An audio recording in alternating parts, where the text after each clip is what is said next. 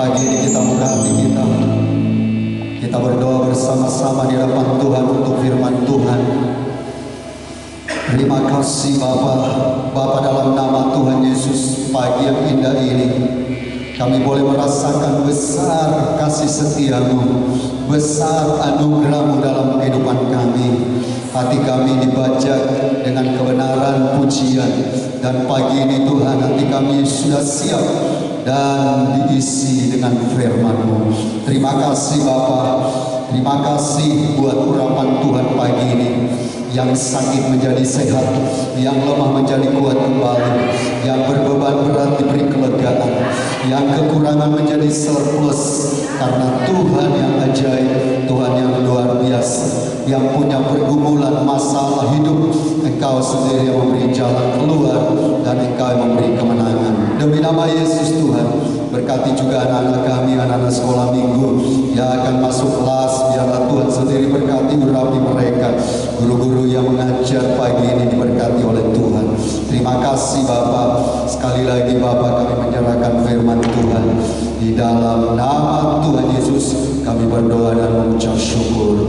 Yang diberkati dan siap mengalami berkat yang besar lewat firman Tuhan, katakan amin sama-sama. Amin, amin, amin. Terima kasih teman-teman yang boleh melayani pagi ini.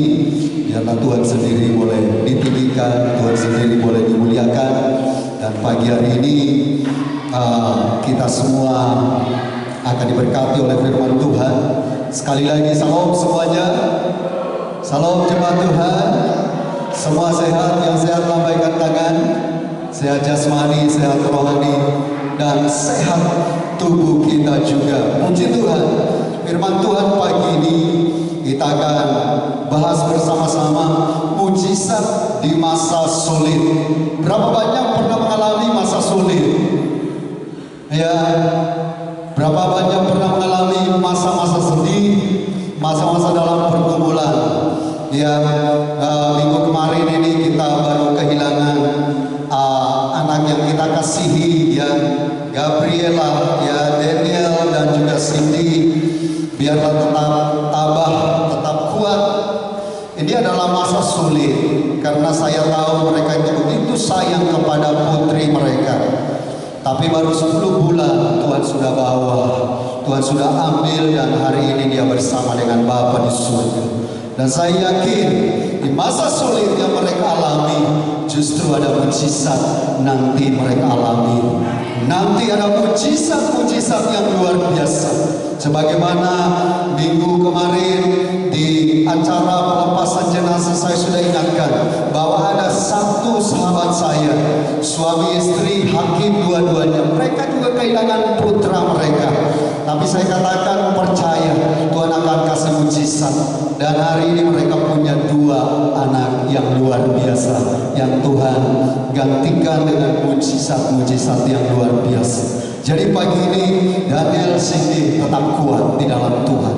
Ya, kita jemaat Tuhan tetap topang mereka di dalam doa supaya mereka terus mengalami mujizat demi mujizat, dan kita semua juga semua mengalami mujizat. Amin. Kalaupun dokter berkata tidak mungkin bisa sembuh, tidak mungkin bisa pulih, Tuhan punya keajaiban, Tuhan punya kedahsyatan yang luar biasa. Pagi ini kita akan melihat bersama-sama mujizat di masa sulit. Kita buka bersama-sama Alkitab kita dari kitab 1 Raja-Raja 17 ayatnya yang ke-8 sampai dengan ayat yang ke-24. Kitab ini adalah kisah seorang nabi yang bernama Elia dan juga wanita janda di Sarfat. Kita akan baca kitab 1 Raja-Raja 17 ayat yang ke-8 sampai dengan ayat yang ke-24. Firman Tuhan berkata demikian, maka datanglah firman Tuhan kepada Elia, bersiaplah pergi ke Sarfat yang termasuk wilayah Sidon, dan diamlah di sana. Ketahuilah, perhatikan ini, ketahuilah, aku telah memerintahkan seorang janda untuk memberi engkau makan. Sesudah itu ia bersiap lalu pergi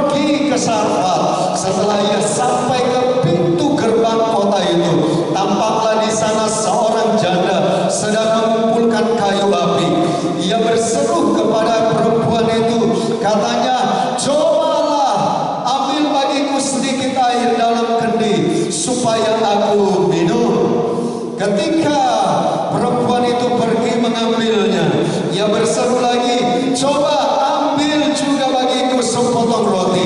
Perempuan itu menjawab, demi Tuhan Allah yang hidup, sesungguhnya tidak ada roti padaku sedikit pun, kecuali segenggam tepung dalam tempayan dan sedikit minyak dalam buli-buli. Dan sekarang aku sedang mengumpulkan 2-3 potong kayu api. Kemudian aku mau pulang dan mengolahnya bagiku dan bagi anakku. Dan setelah kami memakannya, perhatikan ini, maka kami akan mati. Ini pengharapan yang sudah selesai. Tetapi Elia berkata kepadanya, janganlah takut, pulanglah, buatlah seperti yang kau katakan, tetapi buatlah lebih dahulu bagiku sepotong roti bundar kecil daripadanya, dan bawalah kepadaku. Kemudian barulah kau buat bagimu dan bagi anakmu.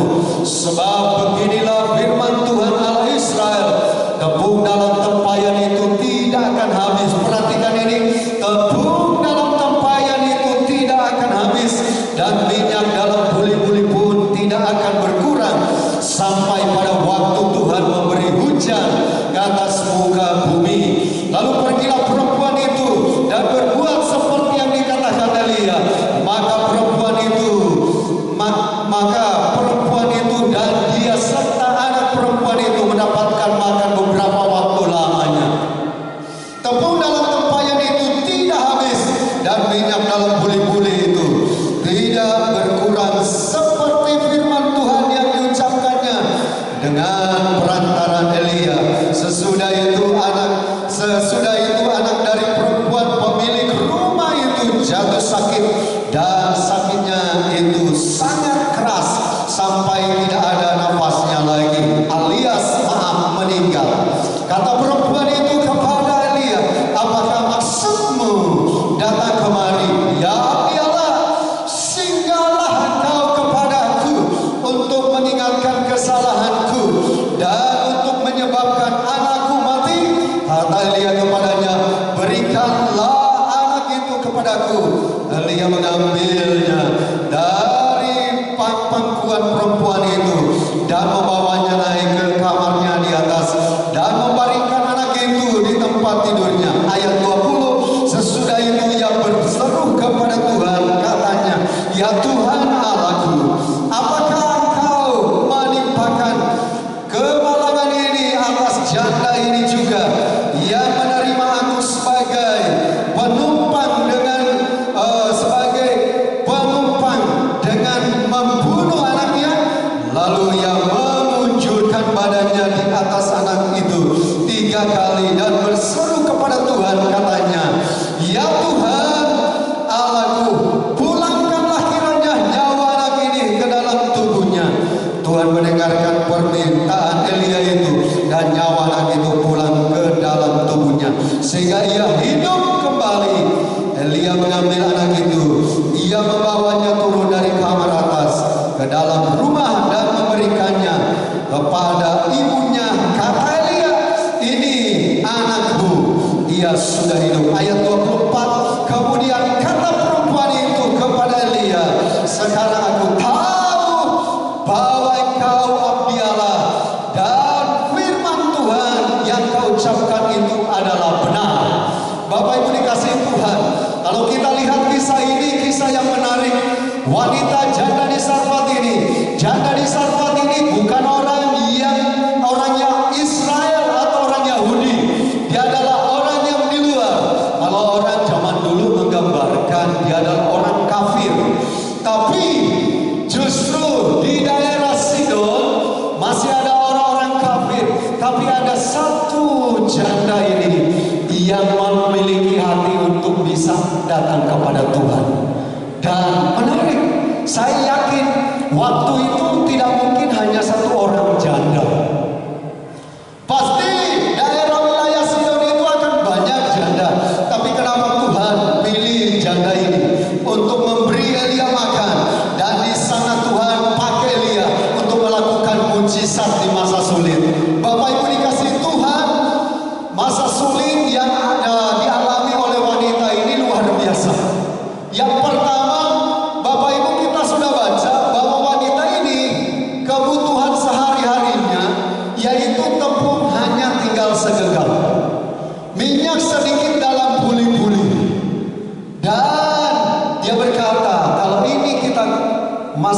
hari ini selesai ini kita nggak ada lagi yang bisa dimakan. Ini pengharapannya sudah pupus. Kemudian dia mengalami lagi kesulitan di mana anaknya meninggal. Tapi lihat, hari ini kita akan belajar dari wanita janda di Sarfat ini. Wanita yang disebut orang kafir, tapi dia benar-benar menjadi wanita yang membuka hati buat Tuhan. Saya membagikan hari ini untuk melihat mujizat di masa sulit. Sikap seperti apa yang kita harus miliki? Sikap seperti apa yang harus anak-anak Tuhan lihat untuk menghadapi miracles in troubled times?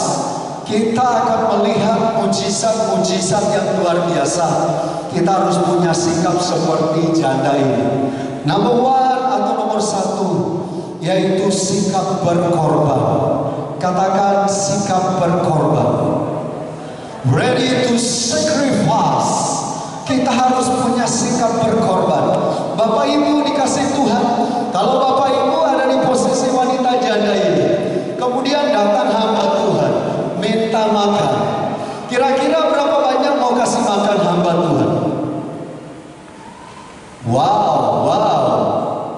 Ya, tapi ini kita bicara jujur. Beras tinggal segenggam, datang hamba Tuhan minta makan. Ini tidak mudah. Kalau kita tidak siap, pasti dalam hati kita kurang ajar ya. Dia gak tahu kesulitan saya. Dia tidak tahu kesulitan saya. Saya gak punya suami. Saya menghidupi satu anak. Harusnya hamba Tuhan ini membawa beras atau gandum berkarung-karung untuk menolong saya. Tapi datang dengan tangan kosong, minta air lagi. Air saat itu sudah mulai sulit. Minta makan lagi. Makan gak ada roti, hanya tepung tinggal segenggam. Wanita ini sedang mencari kayu. Dan ini adalah masa sulit, masa krisis. Hari-hari ini banyak orang sedang diperhadapkan krisis. Tapi saya mau beritahu kepada kita, apakah kita mau menjadi kecut? Apakah kita mau menjadi tawar? Banyak orang hari-hari ini setelah terjadi pandemi ini mau memberi buat pekerjaan Tuhan mulai hitung-hitung.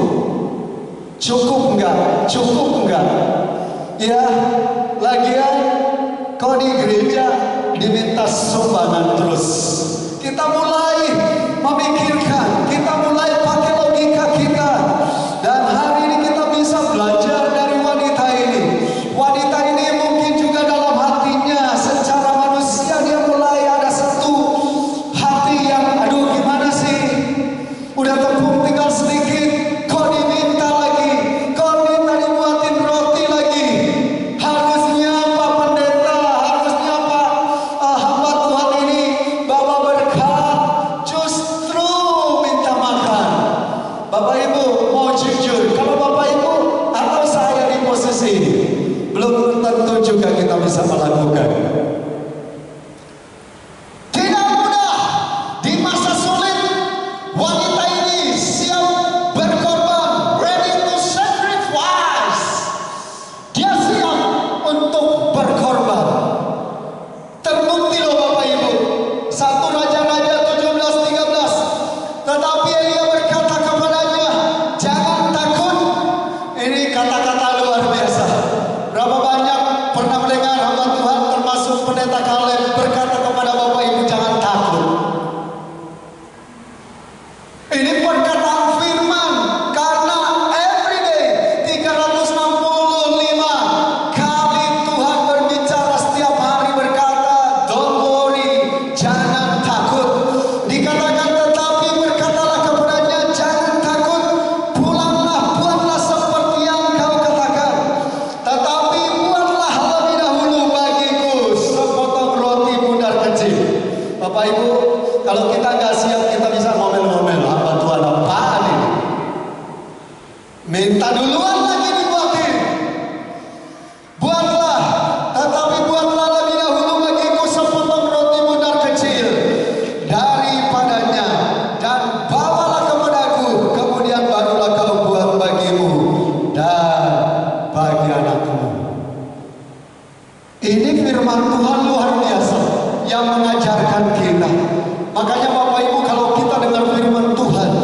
disampaikan oleh setiap hamba Tuhan berkata, jangan takut, beri yang terbaik, percaya ada sesuatu yang akan Tuhan kerjakan. Ada amin? Ada amin Bapak Ibu?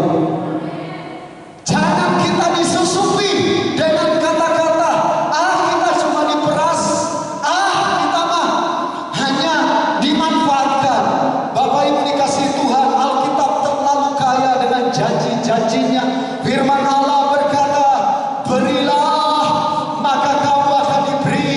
Takaran yang dipadatkan, yang digoncang-goncang, yang tumpah keluar, itu akan dicurahkan dalam ribamu. Lukas pasal 6:38. Itu janji Tuhan. Jadi kita hari ini bisa belajar dari wanita ini. Tinggal punya segenggam tepung, minyak sedikit dalam buli-buli, tapi dia rela berkorban. Dia siap berkorban. Dia ready to sacrifice. Untuk apa? Untuk kemuliaan Tuhan. Dan kalau Bapak Ibu dikasih Tuhan, pelajari terus firman Tuhan ini. Alkitab mengatakan Tuhan itu memelihara wanita janda bersama anaknya dan hamba Tuhan Elia ini. Itu selama berapa? 3,5 tahun, yaitu sampai hujan turun ke bumi. Bapak Ibu dikasih Tuhan, tidak masuk akal, tidak masuk logika. Tepung segenggam, minyak sedikit dalam buli-buli, tidak masuk akal. Bapak Ibu dikasih Tuhan, mungkin gajimu hari ini sudah dipotong-potong dan dipotong-potong. Saya mau beritahukan, apa yang telah engkau lakukan dari awal hidupmu, komitmen bahwa kita mau setia membawa 1/10 di hadapan Tuhan, jangan pernah engkau hilangkan dari hidupmu. Kenapa? Inilah yang disebut siap berkorban. Ini bukan masalah kita membawa persepuluhan, tapi melihat ketaatan umat-umatnya. Jadi hari-hari ini, di masa pandemi ini, jangan membuat kita, ya udahlah, pendeta kalian juga atau pendeta-pendeta yang lain juga mengerti bahwa kita ini hidup sulit. Ketaatan kita lah yang Tuhan mau. Sehingga ada mujizat, sehingga ada kelimpahan, sehingga ada sesuatu yang Tuhan kerjakan. Karena itu Bapak Ibu dikasih Tuhan, jangan terprovokasi. Ada banyak sekarang pengajaran-pengajaran yang mengatakan tidak perlu membawa perpuluhan ke rumah Tuhan, karena itu adalah zaman dahulu. Alkitab tetap pada prinsipnya, bawalah persembahan persepuluhan ke rumah Tuhan. Ini hal kecil loh, karena hanya 1/10. Belum dibalik, ada satu hamba Tuhan, bukan 1/10, per 90, 10% kebutuhan dia, 90% dibawa ke gereja, ke rumah Tuhan. Ini hebat. Tapi mungkin kita bukan di level ini. Tuhan mau kita ada di level, mungkin sementara ini ada di level 1/10. Jadi saya mau beritahukan, jangan terprovokasi. Tetap taat, tetap setia. Nanti lihat, ada mujizat di masa sulit itu. Apa yang tak pernah kupikirkan, itu yang kau sediakan bagiku. Kemudian kita mulai berkata, siapakah aku ini Tuhan, jadi biji matamu, dengan apa kan ku balas Tuhan, selain puji dan sembahkan. Amin. Jadi Bapak Ibu siap rela berkorban? Kau gak ada amin? Bapak Ibu siap rela berkorban? Kalau kita saat ini Tuhan sudah bawa untuk berkorban, mungkin untuk orang lain, atau sudah memberi kalau ada pemulung datang, mari kita lakukan. Jangan kecut. Seringkali kita suka berubah, padahal kita mengatakan kalau kita memberi pasti Tuhan beri. Yang setuju beri tepuk tangan. Kalau Tuhan tidak pernah berhutang kepada kita, janji-janjinya ya dan amin. Wanita janda di Sarfat ini siap berkorban. Dia pergi, tidak mencak-mencak. Dia pergi, tidak cemberut, tapi dia lakukan dengan tulus hati. Dia memberi roti kepada hamba Tuhan Nabi Elia. Dan Alkitab mengatakan Tuhan berkati. Kalau segenggam, kemudian Tuhan berkati selama 3,5 tahun. Waduh, itu berapa kali lipat ganda. Menurut saya bukan hanya 100 kali lipat ganda, tapi beribu-ribu kali lipat ganda. Ada amin? Mau Bapak Ibu melihat berkat yang Tuhan curahkan. Orang lain mungkin berkata ini masa sulit, tapi kita berkata ini masa Tuhan cukupkan. Ada amin? Karena Tuhan selalu memelihara kehidupan kita anak-anaknya. Itu yang pertama. Kalau kita mau melihat mujizat di masa sulit, kita harus ready to sacrifice atau siap berkorban. Number 2 atau nomor 2.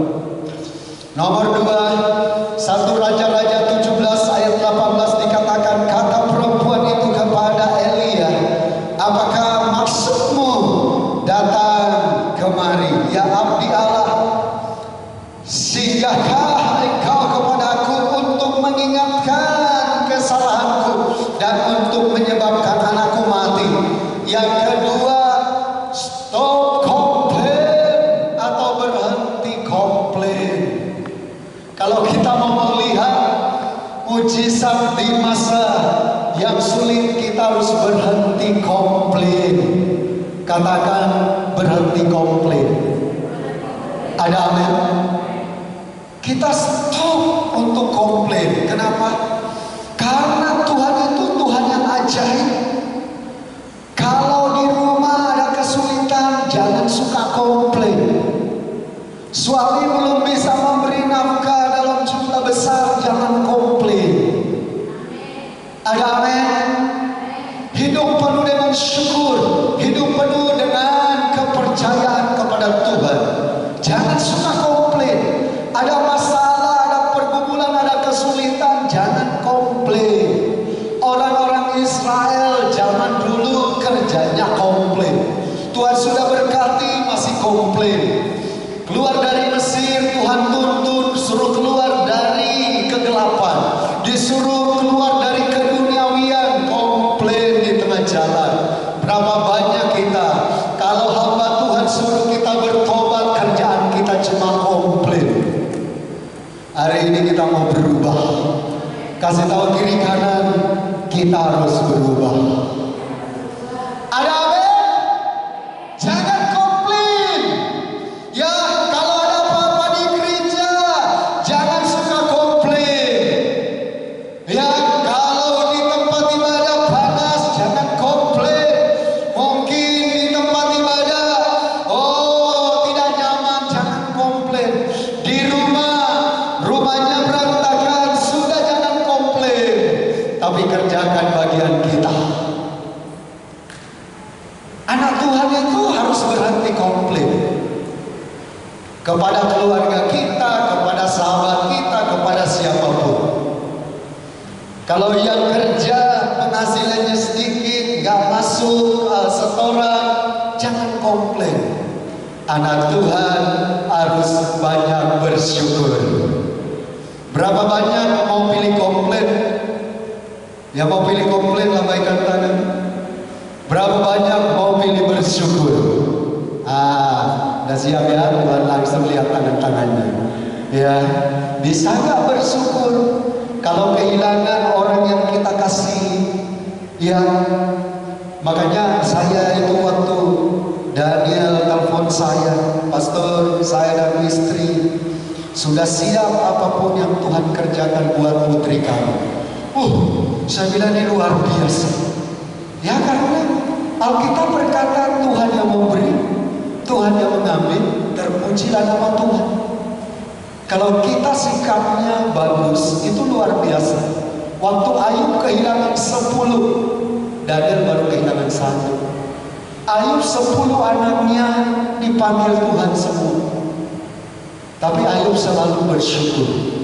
Dan Alkitab mengatakan Tuhan kasih anak-anak lagi yang cantik-cantik, yang luar biasa. Yemima, ada siapa lagi? Ya, itu yang hebat. Jadi hidup ini sudah tidak perlu komplain, tapi hidup ini harus diwarnai dengan ucapan syukur. Yang setuju katakan amin dengan keras. Haleluya, haleluya. Kalau kita ada masalah, banyak bersyukur. Kalau kita kekurangan uang, banyak bersyukur. Karena bersyukur akan mendatangkan hikmat, akan mendatangkan jalan terbuka dari Tuhan. Tapi kalau kita komplain, tidak ada jalan keluar. Bawahnya hati kita panas, marah, kesal. Lihat orang lain, kita nggak suka. Lihat orang lain sukses, muka kita marah. Tapi kalau kita hidup bersyukur, lihat orang lain sukses, kita selalu terima kasih Tuhan. Padahal saya lagi berdoa untuk punya kendaraan, justru tetangga saya Tuhan yang dikasih kendaraan. Saya bersyukur. Kalau kita punya hati seperti itu, sebentar lagi Tuhan akan berkati kita. Ada amin. Jadi jangan suka iri hati, tapi bersyukur. Makanya ada lagu yang bagus, bersyukur, bersyukur, bersyukurlah, bersyukur karena kasih setiamu. Amin. Ini hebat lagunya. Jadi kerjaan kita bersyukur. Lagi gak enak badan, bersyukur. Nyanyi memuji Tuhan. Nanti enak badannya hilang, dipenuhi dengan sukacita dan urapan yang luar biasa. Yang setuju katakan amin. Yang terakhir Bapak Ibu dikasih Tuhan, jadi bulan nanti 4 ini gak komplit lagi ya, amin. Tahu bahasa Inggrisnya stop komplain. Yang terakhir 1 Raja-Raja 17:24 dikatakan, kemudian kata perempuan itu kepada Elia, sekarang aku tahu bahwa engkau abdi Allah dan firman Tuhan yang ucapkan itu adalah benar. Yang ketiga Bapak Ibu, jangan komplain, tapi yang ketiga tetap percaya atau still believe. Kita tetap percaya akan keajaiban Tuhan. Karena itu waktu ada masalah, jangan lihat masalahnya, tapi lihat kuasa Allah yang besar. Masalah kadang-kadang kita lihat terus, lama-lama besarnya seperti langit. Tapi waktu masalah kita abaikan dan kita melihat kuasa Tuhan, dan kita yakin masalah kita akan selesai, kuasa Allah akan semakin besar, dan kita akan berdiri di atas masalah. Tetap percaya. Wanita ini dia menaruh percaya. Tadinya dia masih ragu-ragu, tapi dia percaya bahwa ini adalah abdi Allah, bahwa ini adalah hamba Tuhan yang luar biasa, bahwa benar apa yang diucapkan oleh hamba Tuhan ini, dan itu adalah firman yang menyatakan kebenaran. Disinilah kita boleh belajar apapun yang kita alami, apapun kesulitan pergumulan kita, kekurangan kita, kita tetap still believe kepada Tuhan. Ada amin? Yang mau tetap percaya apapun terjadi kepada Tuhan, lambaikan tangan. Amin, amin, amin. Kita harus tetap percaya bahwa semua akan kita lalui dengan pertolongan Tuhan. Waktu saya mau menikah, saya pikir gimana mau menikah ya? Calon istri dan mertua minta menikahnya di restoran. Saya sih maunya menikahnya sederhana saja. Tapi namanya pernikahan yang pertama di keluarga ini, jadi mungkin ya supaya bisa undang. Tapi saya juga gak komplain. Saya cuma berdoa Saya ingat benar waktu itu saya punya uang hanya 1 juta. Gimana 1 juta menikah di restoran? 1 juta kalau satu kepala 100 saja baru 10 orang ya. Orang Sumatera kalau menikah kan lumayan banyak. Kalau orang Talaut karena cuma sedikit, cuma beberapa orang tua saya, keluarga saya, jadi gak banyak keluarga saya. Tapi keluarga-keluarga dari Ibu Ima ini kan banyak. Bagaimana caranya? Tapi saya mulai datang kepada Tuhan. Tuhan, aku yakin Tuhan akan punya cara tersendiri. Tuhan punya keajaiban tersendiri. Saya minta mujizat. Waktu itu saya masih melayani di kota Medan. Dan saya sudah pamit di sana 2 minggu sebelum saya pulang. Tiba-tiba saya diajak retreat sama mereka. Dan apa yang terjadi? Di retreat itu mereka akan membahas untuk program gereja setahun ke depan. Tapi menarik, saya tidak pernah ngomong sama bapak ini tentang kesulitan saya. Tiba-tiba ada satu bapak berdiri.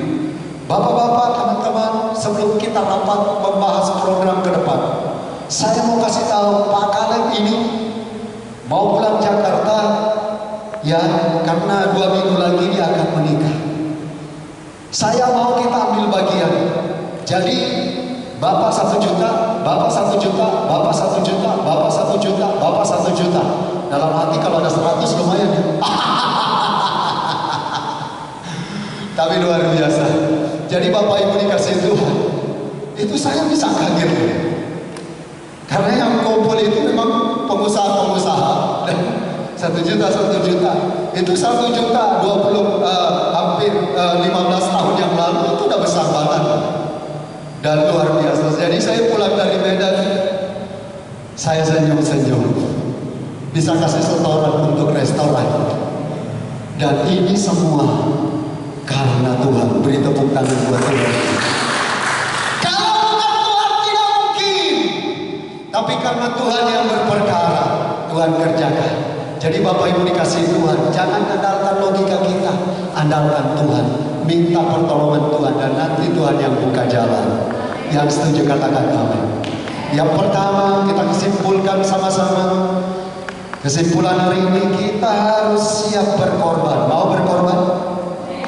Yang kedua kita harus stop atau berhenti komplain.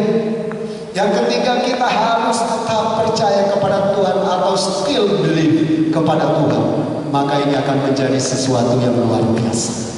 Pulang dari tempat ini lakukan firman Tuhan ini. Sederhana tapi biarlah kita praktekkan dalam kehidupan kita. Mari kita tunduk kepala, kita berdoa. Bapa, firman Tuhan hari ini mengajak kepada kami. Jangan dari Sarfat seorang yang disebut kafir, tapi dia boleh membuka hati buat Tuhan. Demikian juga kami. Kami ini adalah orang-orang yang sebenarnya tidak masuk dalam hitungan untuk diselamatkan. Tapi karena anugerah-Mu kami diselamatkan. Hari ini kami boleh belajar untuk firman Tuhan ini seperti janda yang ada di Sarfat, siap berkorban, tidak mau hidup komplain. Dan kami tetap believe, kami tetap percaya bahwa Tuhan melakukan keajaiban. Berkati jemaat-Mu di tempat ini, berkati kami semua. Pulang kami dari tempat ini menjadi pelaku firman. Setiap orang mendengarkan firman ini diberkati oleh Tuhan, dipulihkan hidup mereka dan kami semua. Ini doa kami dalam nama Tuhan Yesus. Kami berdoa dan mengucap syukur. Yang diberkati katakan amin sama-sama.